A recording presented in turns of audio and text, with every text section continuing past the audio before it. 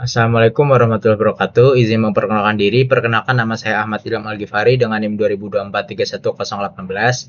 Izinkan saya mempresentasikan jawaban UAS mata kuliah kecerdasan buatan dari kelas D. Untuk soal pertama, kita diperintahkan untuk mencari sebuah pakar, lalu menulis profil, dan kita membuat list pertanyaan. Kemudian kita membuat daftar knowledge dari hasil pertanyaan tersebut. Lalu kita disuruh memilih salah satu metode dari teknik, yaitu rule based reasoning atau case based reasoning, untuk membuat sebuah sistem pakar berdasarkan jawaban C. Adapun kita langsung ke profilnya, yaitu di sini nama pakar yang saya ambil yaitu Profesor Dr. Insinyur Widodo Budiharto, SSI MKom IPM SMI Triple E, di mana tempat bekerjanya itu di Universitas Bina Nusantara atau BINUS, dia sebagai School of Computer Science. Adapun bidang kepakarannya yaitu Artificial Intelligence atau AI, Machine Learning, Robotic, Computer Vision, dan Internet of Things atau IoT. Langsung saja ke list pertanyaan sekaligus knowledge dari pakar. Untuk pertanyaan pertama, apa tujuan utama dibudidayakan chatbot layanan akademik? Tujuan chatbot akademik adalah memberikan informasi akademik secara cepat, tepat, dan dapat diakses kapan saja oleh mahasiswa. Adapun pertanyaan selanjutnya itu metode artificial intelligence apa yang paling tepat digunakan untuk membangun chatbot layanan akademik? Metode yang sesuai untuk chatbot akademik adalah Natural Language Processing atau NLP agar sistem dapat memahami bahasa alami pengguna. Terus selanjutnya, mengapa metode tersebut lebih efektif dibandingkan metode lainnya? Chatbot harus memiliki basis pengetahuan yang berisi FAQ, jadwal kuliah, kalender akademik, mata kuliah, peraturan akademik, dan informasi administrasi.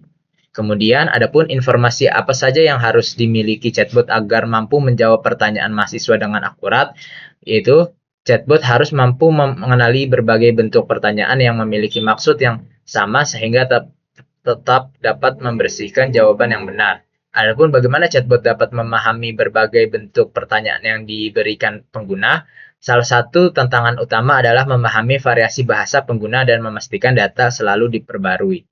Terus pertanyaan selanjutnya, apa saja kendala yang sering ditemui dalam pembangunan chatbot akademik? Akurasi chatbot dapat ditingkatkan dengan memperbarui basis pengetahuan serta melakukan evaluasi secara berkala. Bagaimana cara meningkatkan akurasi jawaban chatbot? Jika pertanyaan tidak ada terdapat pada basis pengetahuan, chatbot harus memberikan pemberitahuan bahwa informasi belum tersedia dan menyarankan pengguna menghubungi bagian akademik.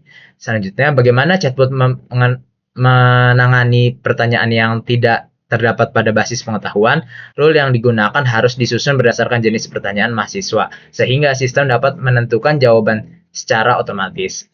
Kemudian, apa saja aturan rule yang sebaiknya dimiliki chatbot layanan akademik? Adapun jawabannya, sistem pakar akan mencocokkan pertanyaan pengguna dengan rule yang tersedia sebelum memberikan jawaban.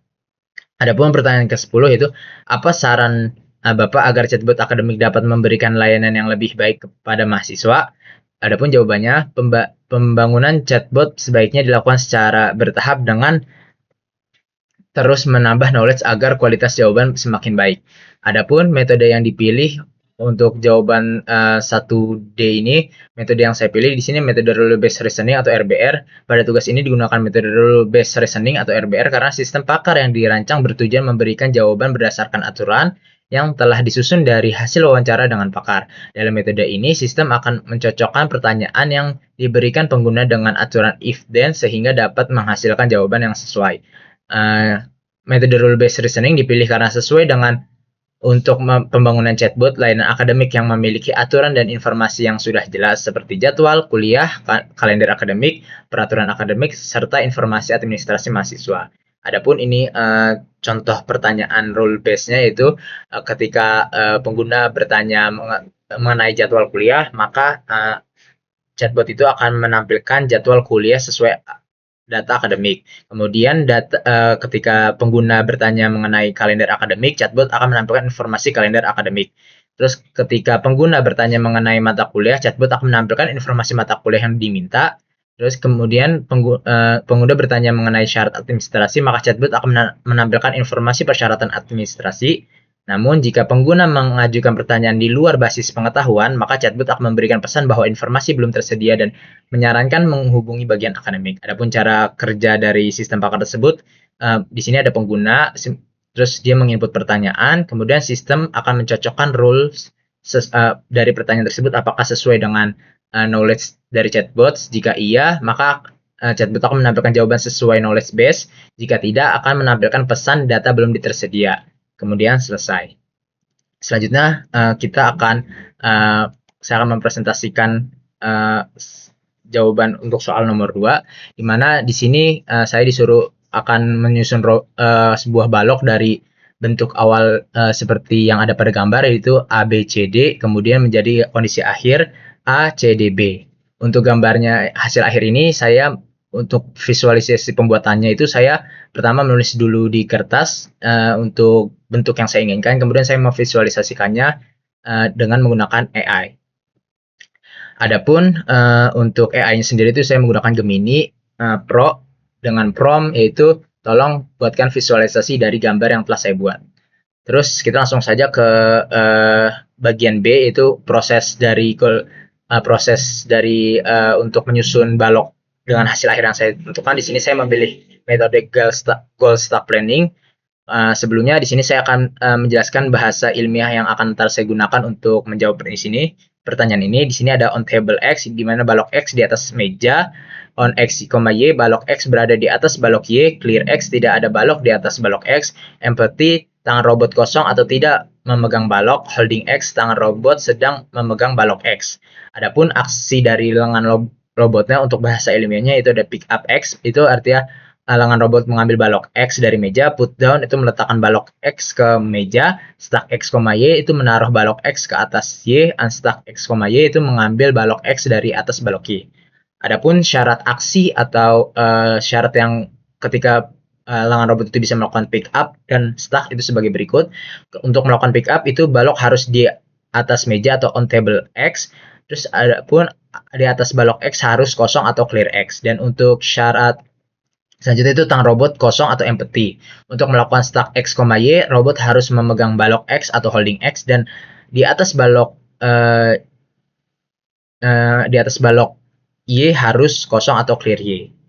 Lanjut saja ke prosesnya, di mana hasil akhir yang saya inginkan itu ada on B, D, on D, C, on table C, on table A, clear B, dan clear A.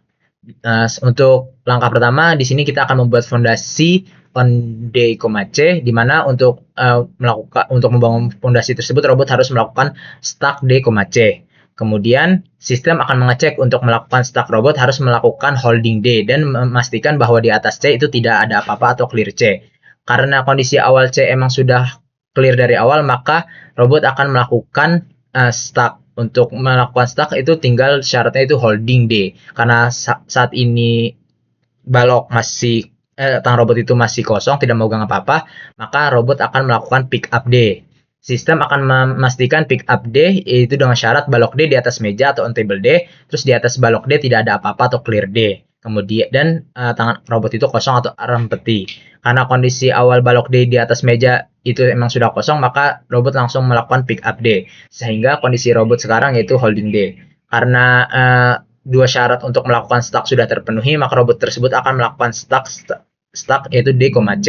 Sehingga kondisi saat ini balok itu on D, C, terus di atas balok C itu sudah tidak clear, dan yang clear itu di atas balok D, dan kondisi saat ini tangan robot itu kosong.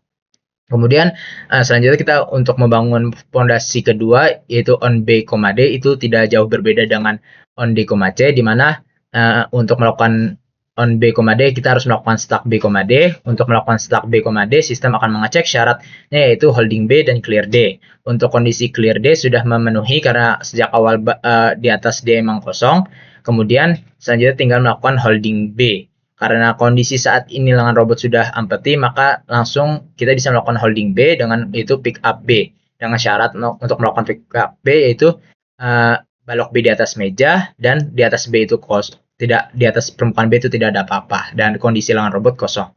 Selanjutnya maka robot akan melakukan pick up B dan kondisi lengan robot saat ini itu holding B. Dan setelah dua syarat untuk melakukan stack B, D sudah terpenuhi, maka balok akan melakukan stack B, D secara langsung. Untuk step kedua itu balok A di mana balok A itu tidak akan dilakukan sebuah perubahan karena balok A sudah benar posisinya dari awal atau statusnya sudah sesuai dengan goals yang telah saya inginkan. Kemudian di sini saya langsung saja ke soal nomor 3, yaitu kita disuruh untuk mencari dataset. Di sini saya mengambil dari dataset sebuah penjualan sebuah minimarket atau supermarket. Di sini saya mengambil 30 data dengan tabel yang saya ambil itu pendapatan tahunan dari customer tersebut dan skor atau pengeluaran yang dilakukan oleh customer tersebut. Di sini sudah saya cantumkan linknya dan di sini saya sudah berikan keterangan untuk kolom apa yang saya ambil dari dataset tersebut. Kemudian untuk menjawab pertanyaan nomor 2, berdasarkan dataset pada poin A, buatlah kasus yang berkaitan dengan salah satu permasalahan algoritma regresi linear, unsupervised, dan reinforcement learning. Itu untuk permasalahan yang saya ambil di sini saya menggunakan metode Kamis, yaitu untuk mengkelompokkan dari konsumen tersebut mana konsumen yang memiliki sifat belanja konsumtif, hemat, atau menengah atau biasa saja. Di sini kita langsung saja ke proses perhitungannya, di mana proses perhitungannya untuk menggunakan Kamis itu di sini kita tulis lagi dataset awal yang telah saya ambil. Kemudian untuk iterasi 1 kita harus menentukan centroidnya. Nah, untuk centroid nilai iterasi 1 ini bebas. Di sini saya memiliki 3 centroid, di mana centroid pertama itu memiliki nilai 15 dan 39, centroid kedua itu 23 dan 29, dan centroid ketiga itu 24 dan 73.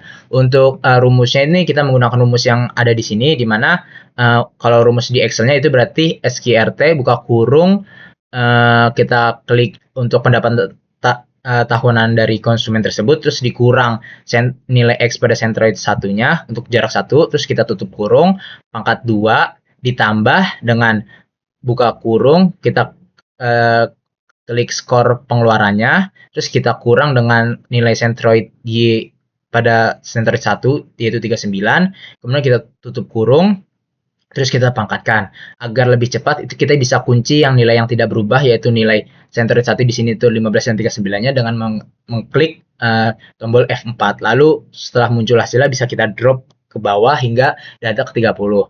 Dan itu kita lakukan untuk jarak C1 dan C2 dan C3. Setelah kita menemukan nilainya, maka kita cari data, kita klasterkan, yaitu dengan mencari nilai yang paling kecil. Di sini ada cluster C1 ada 2, terus untuk C2-nya itu ada 13, dan C3-nya itu ada 15. Nah, selanjutnya untuk nilai iterasi keduanya, itu centroidnya centroidnya sudah berubah lagi dengan mencari nilai rata-rata dari setiap klasternya. Di sini untuk centroid 1, untuk nilai X-nya itu kita ambil average dari nilai 16 dan 17. Terus untuk yang Y-nya kita ambil dari 39 sama 40 atau Y-nya. Nah, itu kita lakukan ke klaster kedua dan klaster ketiga. Kemudian kita hitung lagi untuk jaraknya seperti yang tadi, untuk kita melihat apakah ada yang berubah dari anggota klaster per kelasnya. Ternyata di sini ada 3 perubahan untuk di klaster 1, di mana juga ada pengurangan untuk di klaster 3. Terus kita lakukan lagi hal yang sama ke klaster untuk iterasi selanjutnya sampai di mana tidak ada yang berubah di anggota setiap klasternya. Baru ketika sudah tidak ada yang berubah, maka iterasi tersebut baru bisa berhenti. Nah, di sini kita berhenti sampai iterasi keempat karena sudah tidak berubah lagi. Dan kesimpulannya, di sini terdapat 7 pelanggan yang memiliki sifat belanja hemat, dan 8 pelanggan yang memiliki sifat belanja menengah, dan 15 pelanggan yang memiliki sifat konsumtif. Mungkin cukup sekian dari presentasi saya. Wassalamualaikum warahmatullahi wabarakatuh.